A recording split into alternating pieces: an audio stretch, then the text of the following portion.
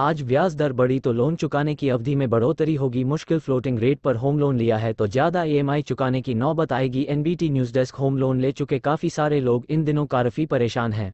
Economic times की एक report के मुताबिक इसकी वजह है भारतीय रिजर्व बैंक आरबीआई की ओर से रेपो दर में की जा रही बढ़ोतरी।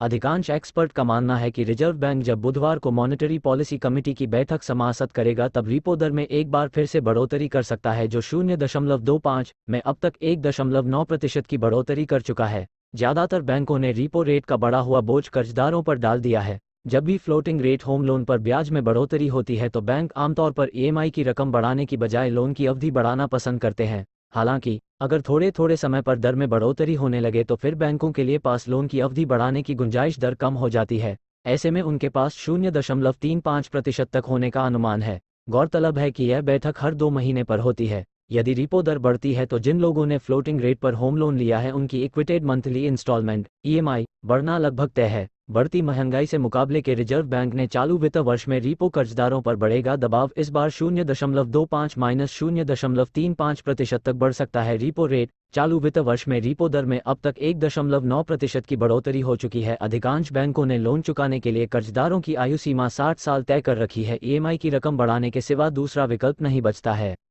उदाहरण के लिए मान लें कि 32 साल की उम्र में एक व्यक्ति ने अप्रैल 2022 में 6.95% ब्याज दर पर 20 साल की अवधि के लिए 30 लाख रुपए का होम लोन लिया है। उस समय उसकी ईएमआई 23,169 रुपये थी।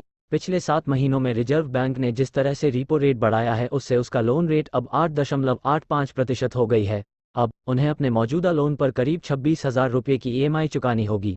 अधिकांश बैंकों ने लोन चुकाने के लिए कर्जदारों की आयु सीमा 60 साल तय कर रखी है। बैंकों के पास इस सीमा के भीतर लोन की अवधि बढ़ाने की जितनी गुंजाइश होती है उतना बढ़ा देते हैं। उक्त मामले में ईएमआई की रकम को पुराने स्तर पर बरकरार रखने के लिए बैंक लोन की अवधि पहले ही 8 साल तक बढ़ा चुके हैं। ऐसे अब आगे इसके लिए गुंजाइश नहीं बचती है। सीईओ बैंकबाजार.com के आदिल शेट्टी ने कहा, अवधि बढ़ाने का विकल्प अब समाप्त हो गया है क्योंकि अधिकांश ब्याज दरों में लगभग 2% की बढ़ोतरी हो चुकी है। कई एक्सपर्ट का मानना है कि रिजर्व बैंक इस बार रेपो दर में 0.25-0.35% की बढ़ोतरी कर सकता है।